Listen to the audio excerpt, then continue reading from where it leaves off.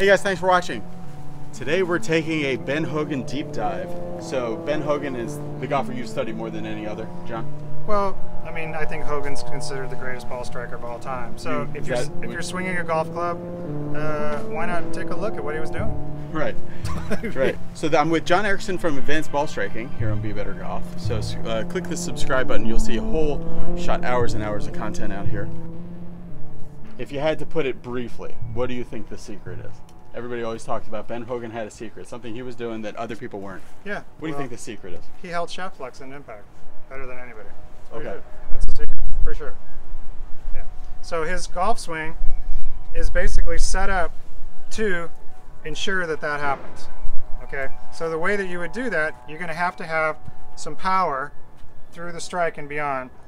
So Hogan's swing was basically, he's going to be preserving his rotation. Everybody's seen this lateral move and his hips don't really open, right? Because he's going to open them later.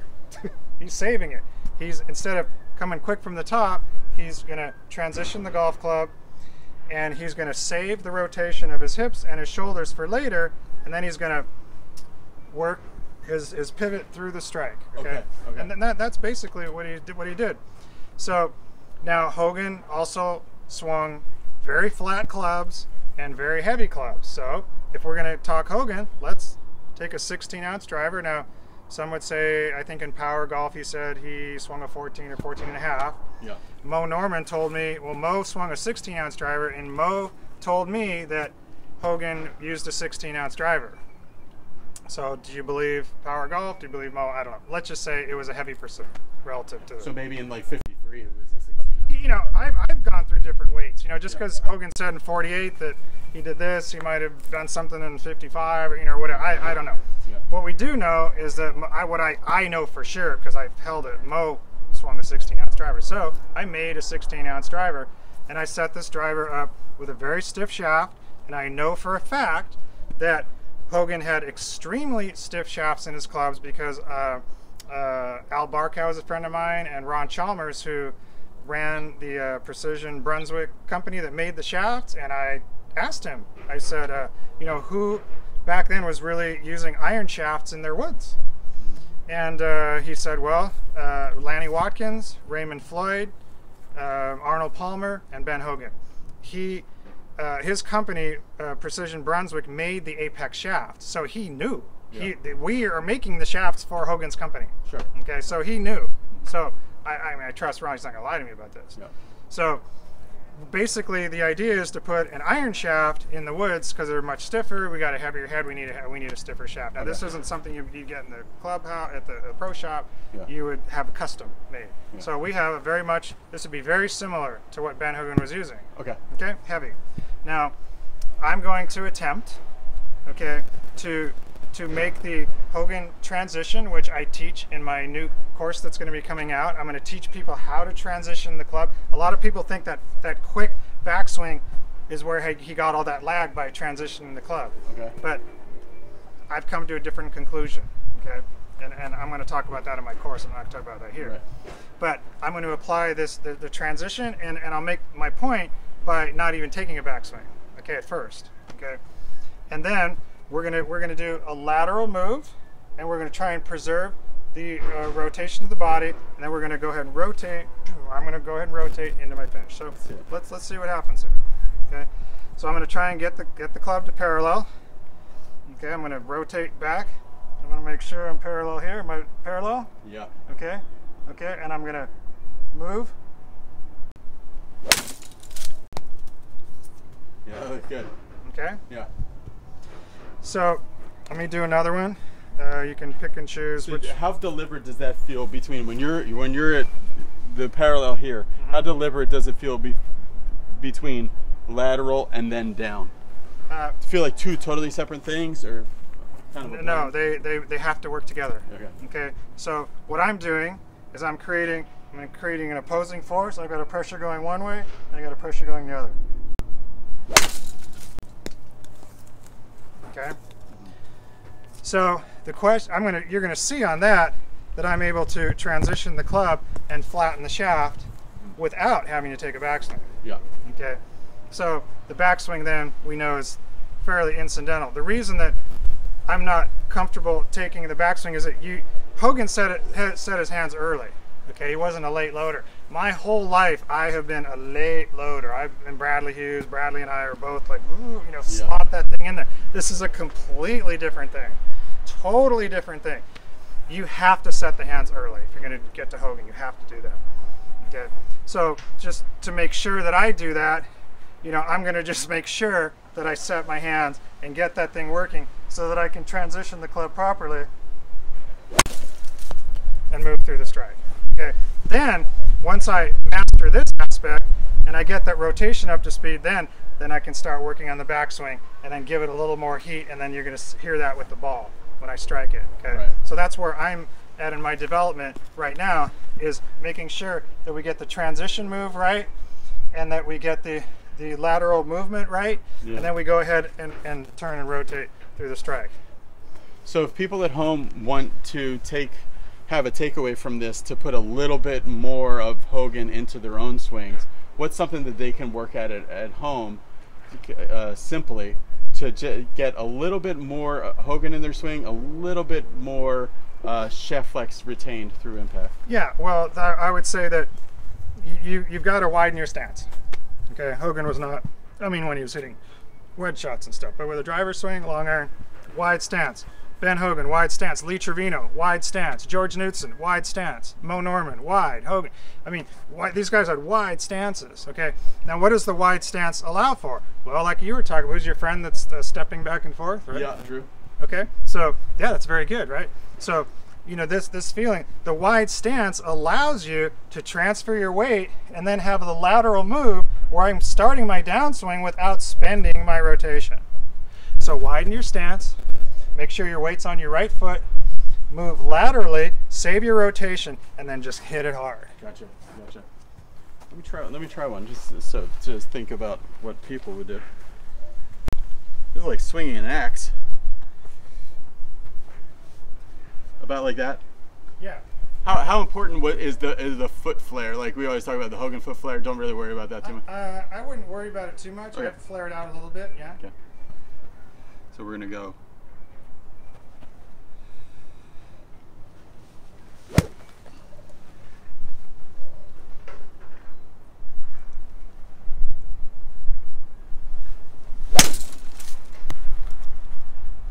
Like that, John?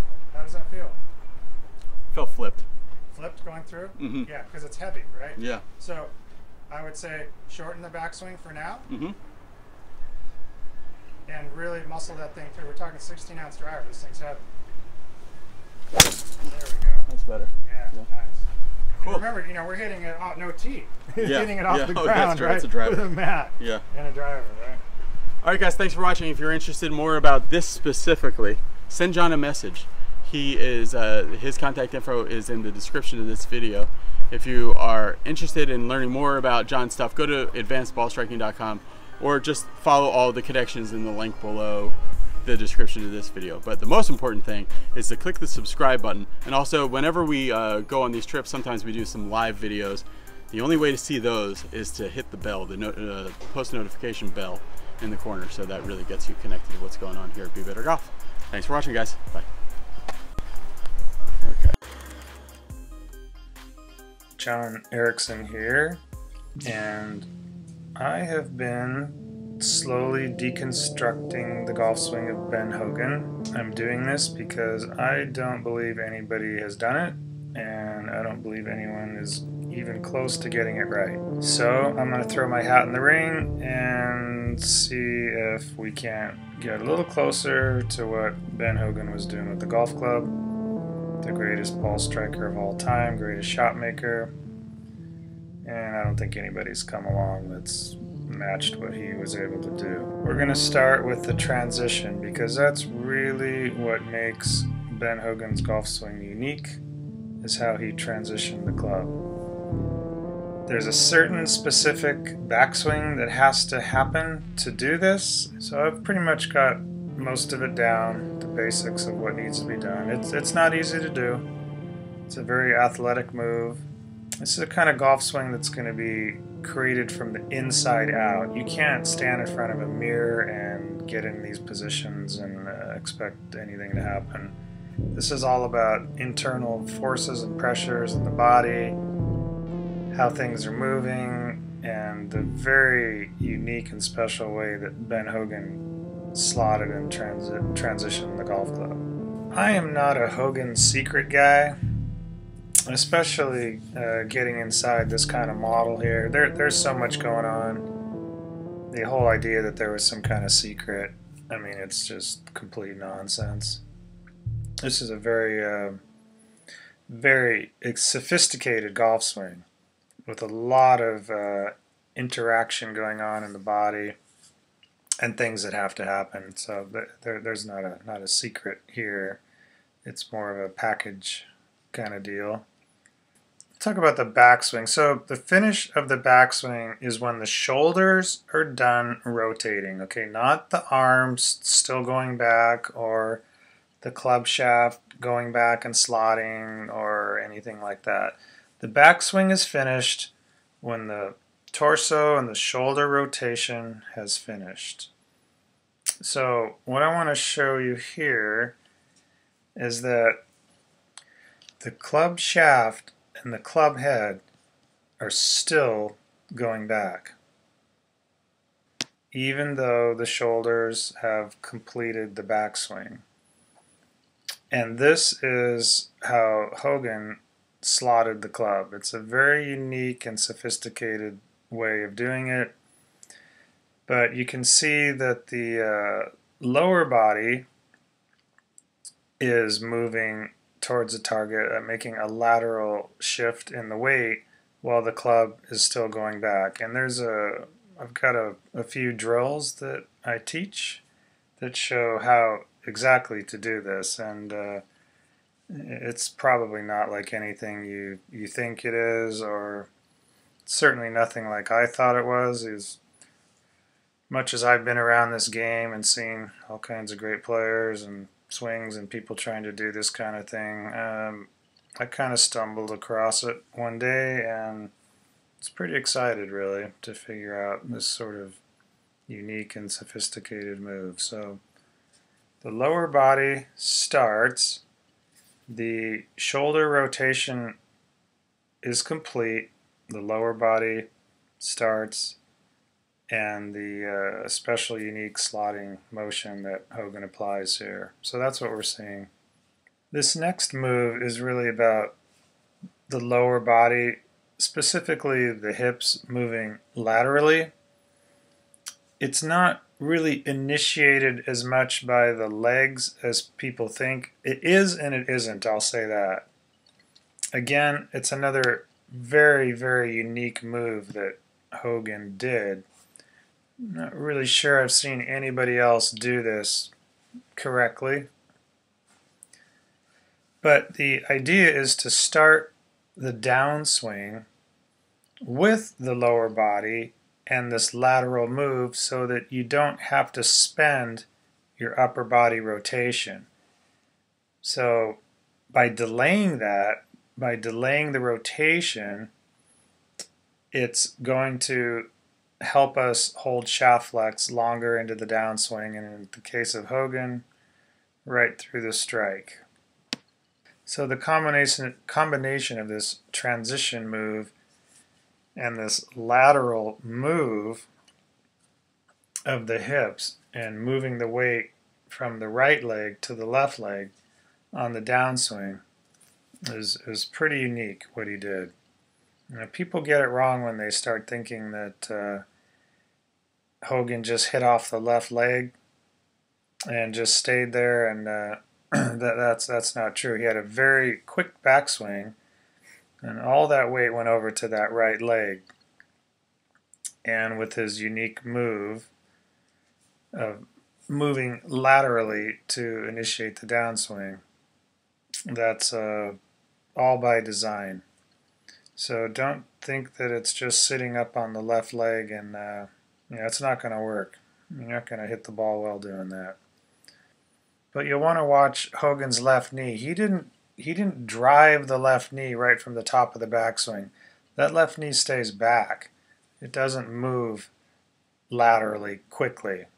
Not until he gets down close to impact does it really start to move that way. So again, it's all delayed and the intention of holding shaft flex into the strike.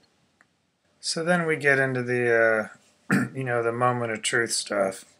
But the club face is very open coming into the strike. People that are trying to keep the face square and that sort of thing. Well, it's not really what Hogan was doing.